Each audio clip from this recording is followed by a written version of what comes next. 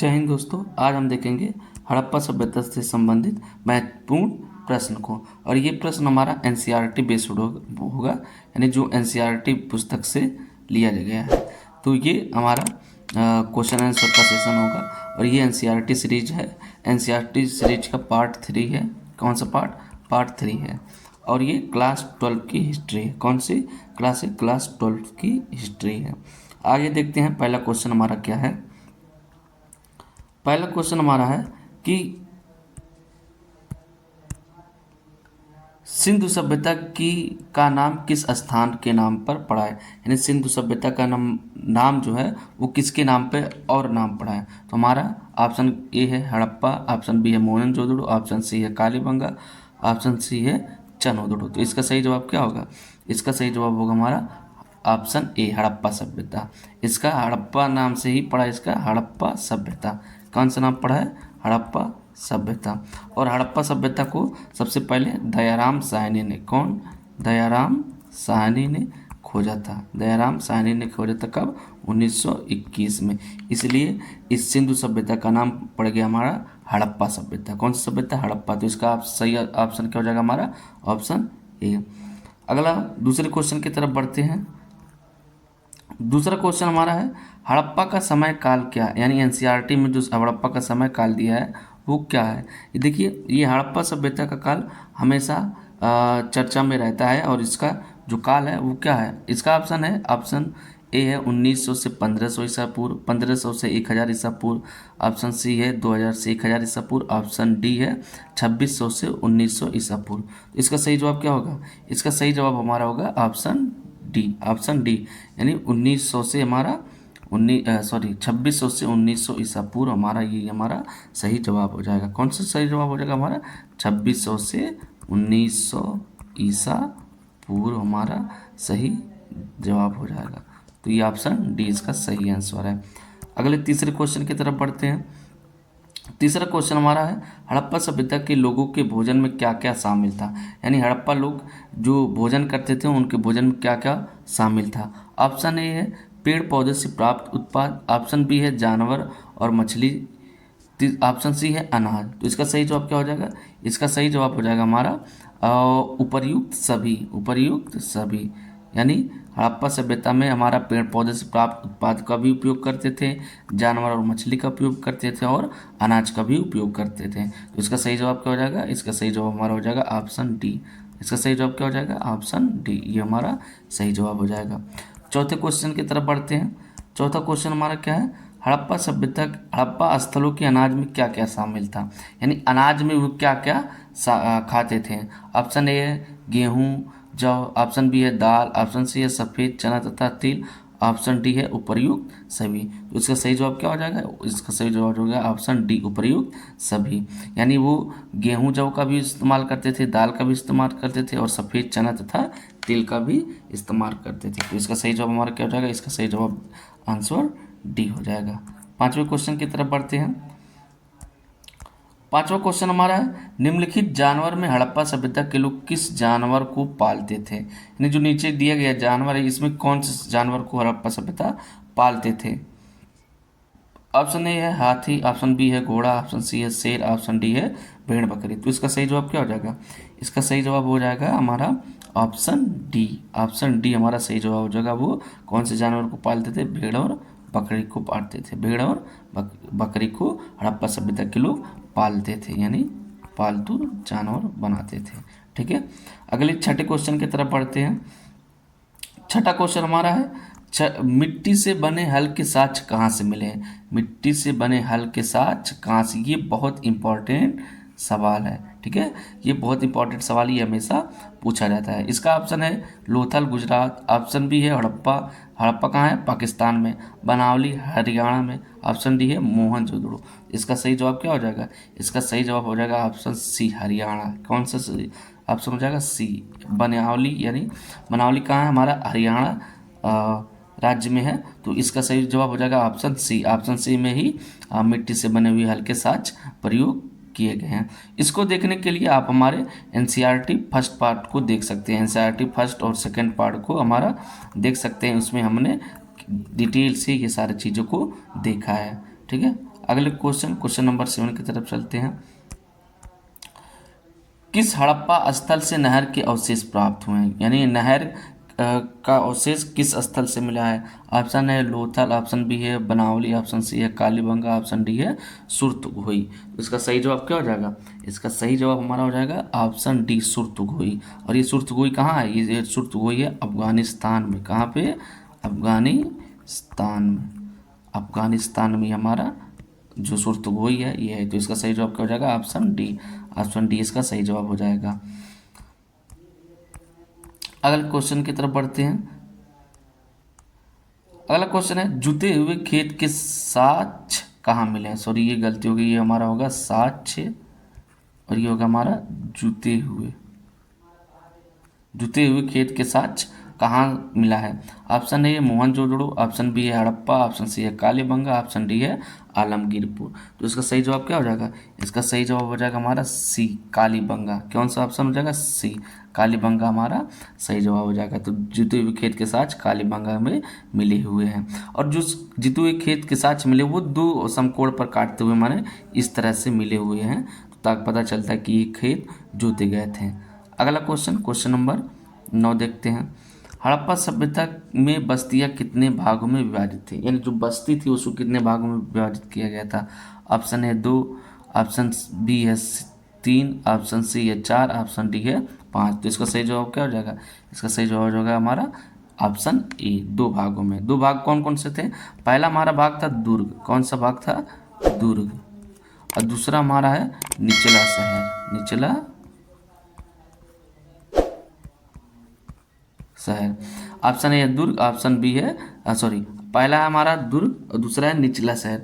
तो हड़प्पा सभ्यता की बस्ती 2 भागों में विभाजित थी, दुर्ग और निचला शहर में। अगला क्वेश्चन देखते हैं।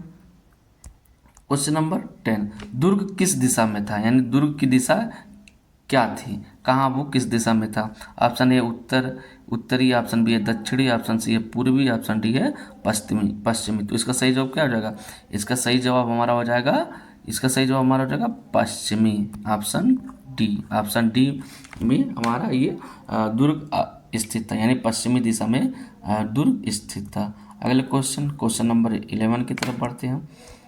क्वेश्चन नंबर 11 है कि निचला शहर किस दिशा में था, यानी दुर्ग तो हमने देख लिया, तो निचला शहर किस दिशा में था? ऑप्शन ए है उत्तरी, ऑप्शन बी है पूर्वी, ऑप्शन सी है पश्चिमी, ऑप्शन डी है दक्षिणी। तो इसका सही जवाब क्या हो जाएगा? इसका सही जवाब हो जाएगा हमारा ऑप्शन बी पूर्वी दिशा में। किसमें? पूर्वी दिशा में। ये दोनों एक दूसरे के विपरीत थी। जैसे ये मान लीजिए हमारा शहर है, तो शहर के इस भाग में हमारा दुर्ग था और इस बड़े से भाग में हमारा निचला शहर था। ठीक है, ये हमारा निचला शहर था। तो ये हो गया। अगला क्वेश्चन नंबर 12। हड़प्पा सभ्यता में कौन कौन सी धातु का प्रयोग होता था, यानी धातु का प्रयोग कौन कौन सा होता है? ऑप्शन ए है तांबा, ऑप्शन बी है कांसा, ऑप्शन सी है सोना, ऑप्शन डी है उपर्युक्त सही। तो इसका सही जवाब क्या होगा बताइए आप?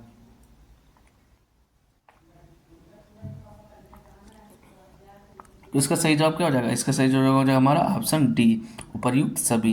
यानी सोने का भी उपयोग किया जाता था, तांबे का भी उपयोग किया जाता था और कांसे का भी उपयोग किया जाता था। ठीक है, तो इसका सही जवाब हमारा, इसलिए देखो, इसलिए इसको जो हड़प्पा सभ्यता है इसको कांस्य युगीन सभ्यता भी कहा जाता है। ठीक है, कांस्य युगीन सभ्यता। ठीक है, इसको कांस्य युगीन सभ्यता भी कहा जाता है हड़प्पा सभ्यता को। आगे देखते हैं। अगला क्वेश्चन है मेलुहा शब्द। कौन सा? मेलुहा शब्द किस सभ्यता के लिए प्रयोग किया जाता है? ऑप्शन है मेसोपोटामिया, ऑप्शन बी है हड़प्पा सभ्यता, ऑप्शन सी है चीन की सभ्यता, ऑप्शन डी है बहरीन। तो इसका सही जवाब क्या हो जाएगा? इसका सही जवाब हमारा हो जाएगा ऑप्शन बी हड़प्पा सभ्यता। हड़प्पा सभ्यता के लिए हमारे मेलुहा शब्द का प्रयोग किया गया था। ऑप्शन बी इसका सही जवाब हो जाएगा।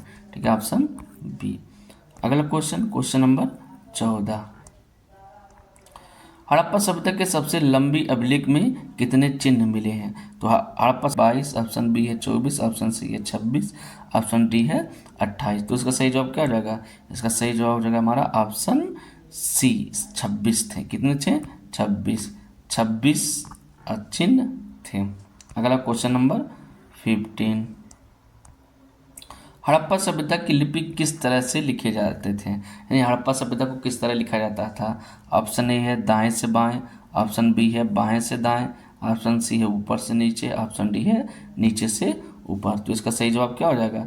इसका सही जवाब हो जाएगा ऑप्शन ए, दाएं से बाएं की ओर। दाएं से बाएं की ओर यानी इस तरह से हमारा लिखा जाता है, जैसे उर्दू लिखा जाता था ना, वो जो लिखा जाता है उस तरह से हमारा इधर से हमारा लिखा होता था। तो दाएं से बाएं की ओर हड़प्पा सभ्यता की लिपि थी। इसका सही जवाब क्या हो जाएगा? इसका सही जवाब हो जाएगा हमारा ऑप्शन ए, ऑप्शन ए। 16वां क्वेश्चन देखते हैं। हड़प्पा सभ्यता के बाट किस पत्थर से बनाए जाते थे? बाट का मतलब बटखरा, जो आज तराजू तोले जाते हैं ना, ऐसे बना होता था हमारा, बना होता है गोल का, इसमें 1 kg लिखा होता है। तो वही बाट हमारा किस पत्थर से बनाए जाते थे? ऑप्शन है क्वार्ट्ज पत्थर, ऑप्शन बी है चर्ट पत्थर, ऑप्शन सी है सेलखड़ी, ऑप्शन डी है इनमें से कोई नहीं। तो इसका सही जवाब क्या हो जाएगा? इसका सही जवाब हमारा हो जाएगा ऑप्शन बी, चर्ट पत्थर। कौन सा? चर्ट पत्थर। ऑप्शन बी इसका सही जवाब हो जाएगा। ठीक है, अगले क्वेश्चन नंबर 17 की तरफ बढ़ते हैं। इसमें हड़प्पा सभ्यता किस नदी के तट पर स्थित है? हड़प्पा सभ्यता किस नदी के तट पर है? ऑप्शन ए है रावी, ऑप्शन बी है सिंधु, ऑप्शन सी है सतलज, ऑप्शन डी है भोगवा। तो इसका सही जवाब क्या हो जाएगा? इसका सही जवाब हो जाएगा हमारा रावी नदी। किस नदी पे? रावी। तो ऑप्शन ए हमारा सही हो जाएगा। अभी आगे हमने देखा ना कि हड़प्पा सभ्यता की खोज किसने की है? आप कमेंट करके बताइए। हड़प्पा सभ्यता की खोज, हड़प्पा स्थान की खोज किसने की है? तो इसको कमेंट करके आप लोग बताइएगा। अगला क्वेश्चन नंबर 18। मोहनजोदड़ो किस नदी के किनारे है, यानी किस नदी के तट पर है? ऑप्शन है रावी, ऑप्शन बी है सिंधु, ऑप्शन सी है सतलज, ऑप्शन डी है भोगवा। तो किस नदी के तट पर है? तो इसका सही जवाब जो है हमारा ऑप्शन बी, सिंधु नदी के तट पर। किस पे? सिंधु नदी के तट पर। अब मोहनजोदड़ो कहाँ पे है? मोहनजोदड़ो हमारा है पाकिस्तान में। कहाँ है? पाकिस्तान में। ठीक है, पाकिस्तान में। अगला क्वेश्चन देखते हैं, क्वेश्चन नंबर 19। लोथल किस नदी के किनारे है? लोथल किस नदी के किनारे है? तो ऑप्शन ए है रावी, ऑप्शन बी है सिंधु, ऑप्शन सी है सतलज, ऑप्शन डी है भोगवा। तो इसका सही जवाब क्या हो जाएगा? इसका सही जवाब हमारा हो जाएगा ऑप्शन डी, भोगवा नदी के किनारे। किसकी नदी के किनारे? भोगवा नदी के किनारे। अगला हम देखते हैं क्वेश्चन नंबर 20 और आखिरी क्वेश्चन। देखिए आप लोग, ये हम 20 क्वेश्चन इसमें देखे हैं, आप लोग इसका पार्ट वन भी है जिसमें हमने 10 महत्वपूर्ण क्वेश्चन को देखा है। तो आप उसको जाके देख लीजिएगा, उसका लिंक हम डिस्क्रिप्शन में दे देंगे। आप उस वीडियो को भी जाकर देख लीजिएगा, वहाँ से आपको 10 क्वेश्चन, इंपॉर्टेंट क्वेश्चन जो होंगे उनको भी दिखाया गया, उनको भी बताया गया है। तो आप 20 क्वेश्चन यहाँ और 20 क्वेश्चन यहाँ हमारा हो गया और 10 क्वेश्चन वहाँ, तो हमारा 30 क्वेश्चन यानी 30 क्वेश्चन हमने हड़प्पा सभ्यता से देख लिए हैं।